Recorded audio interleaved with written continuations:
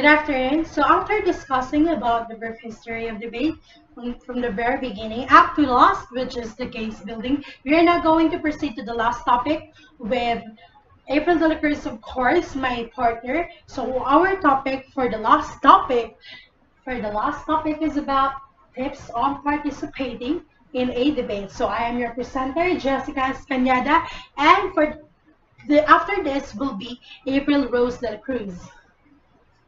So all of us or the debaters should have different skills before participating in a debate. So for the basic debating skills, the person who is going to participate in a debate should have first the style. So the style is the manner in which you communicate your arguments. This is the most basic part of debating to master. Content and strategy are worth little unless you deliver your material in a confident and persuasive way. We all have different styles and talking in different things, like for fashion we all have different styles, but for debate you have to choose the best or appropriate style for you to be able to present your debate perfectly. So next one is the speed. It is vital to talk at a pace which is fast enough to sound intelligent and allow you time to say what you want, but slow enough to be easily understood. So in debate we have a time limit, but in debate you have to choose the best speed for you for you to deliver your speech perfectly. So for the speed, you don't have to talk very fast or very slow. You must balance your speech or the way you deliver your arguments. Next is the tone. Varying tone is what makes you sound interesting. Listening to one tone for an entire presentation is boring. So you have to use different tones, especially if your argument is relevant. So for you to be able to persuade your audience in a debate, you have to use the tone. At first, you have to use the lower tone, and then for the next, that is really relevant, and for you to be able to persuade much your audience, you have to use a tone that is high for you to be able to catch the attention of your audience. Next is the volume. Speaking quite loudly is sometimes necessity, but it is by no means necessary to shout through every debate regardless of context. There is absolutely no need to speak any more loudly than the volume at which everyone in the room can comfortably hear you. Shouting does not win debates. Speaking too quietly is clearly disastrous, since no one will be able to hear you. So that is a self-explanatory statement. But we have to remember ourselves that in debate, if a debater speaking very loudly, or she has a very strong tone and she has a very loudly voice, she or he have to. It doesn't necessarily mean that she or he is right. So that is a wrong interpretation of all of us. We tend to misinterpret that if a debater or the speaker is talking loudly, it means he or she is right. Not because he or she caught the attention of the audience. It doesn't mean that he is right. So next is clarity. The ability to concisely and clearly express complex issues is what debating is all about.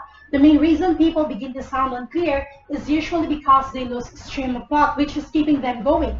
It is also important to keep it simple. While long words may make you sound clever, they may also make you incomprehensible. So for the clarity, we have to deliver our speech very clearly. But in a debate, the debaters are in a process of thinking while speaking. So for you to be able to have a not a complex thought or not a complex argument, you have to think quickly during your speech, and do not just calm yourself.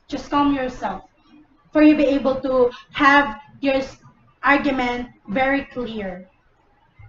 So use of notes and eye contact. Notes are essential, but they must be brief and well organized to be effective. There is absolutely no point in trying to speak without notes. So notes are very important in debate. especially if you're in debate, there are a lot of informations that you have to use. You have to separate all those informations in your notes because especially if you're going to deliver your argument and your evidences, you have to put those evidences in one notes and separate all the rebuts and additional. You have to separate your rebuts for you be able to not confuse yourself during the debate.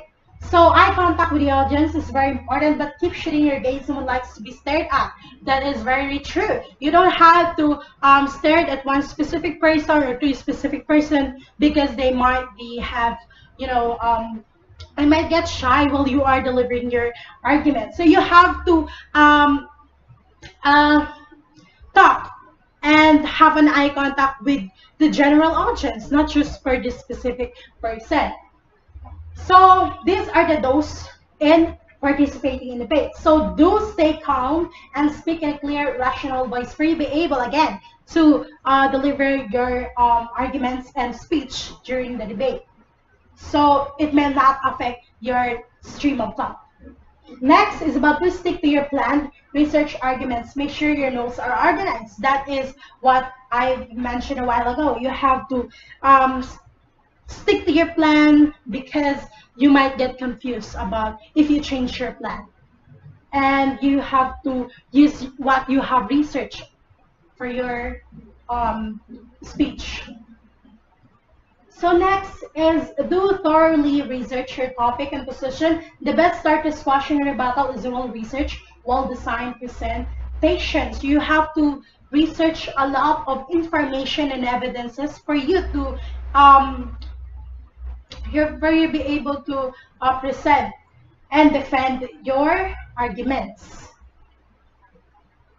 And you must know your position. So either you are affirmative side or you are in a negative side. You have to stand in your position. So next is do use anecdotes in your speaking. Use examples helps illustrate your position and uses an argument of precedence. Stories that are appropriate can be very involving. I remember during the debate part one, Mabi Kumo she mentioned what she have watched because her topic is about lowering the criminal liability for the youth.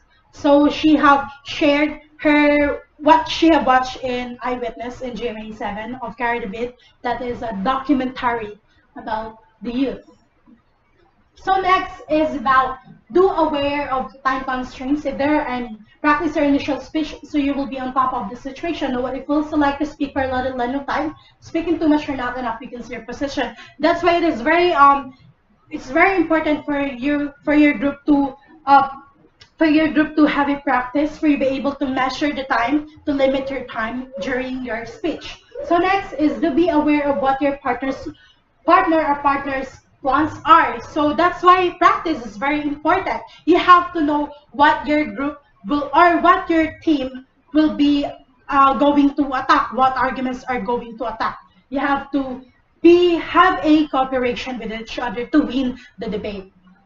So next is do recycle information in your closing speech.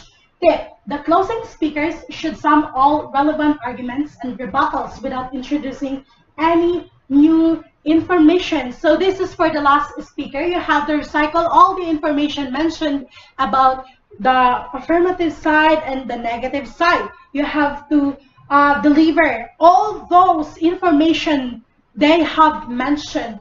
So you don't have to present another argument or another speech for you to be able to defend what you are going to attack to your opposition. So that's all for the dose. And the next is April Dela Cruz. Good afternoon. Now I'm going to discuss about tips in participating in debates, which is the dawns of debate. So there are many ways to structure a debate, and there are also different strategies for participating in debates. So today we will look at some of these strategies. So the first dawns in participating in debates is let your emotion get the better of you. Because in a debate is about making sure that your side makes its point, not to win an argument. If you are getting emotional, it weakens your presentations of the facts, or you realize that your facts are weak. And emotion is the only way you can cope. Remember, facts don't care about your feelings. And also, remember, debaters do not always choose what side they're on. So the second one is don't sidetrack your opponents with irrelevant points. Stay on topic. So the first speaker in a debate make sure that the resolution is being debated, that clearly stated and defined. So the third one is don't attack your opponent. So yes, don't let ever someone to attack your character in argument. If you're so wrong because of who you are, then the opponent should be smart to see it in an argument. Otherwise, chances they can't defend their points adequately and trying to trying to discredit you to save themselves from the embarrassment. So the tips here is cue cards can help the debater to stay focused, but don't read from them, use them as a guide. The next one is don't simply state facts. Meaning, this is the path that to being a dull speaker. And next is don't try to juggle too many points at once. So just state your ideas in a logical order. So the tips here is the more you practice and plan your speaking, the less nervous you will be. And then, don't work alone and rush being redundant. Make the most of your team time. And for the last one is, don't use inappropriate language or gestures like and like that something. So, because people will ignore your information if your presentation is not appropriate in a manner. So, when it comes in participating debates, you must follow the steps and suggestions, and everything will come together for a successful debate. That's all. Thank you.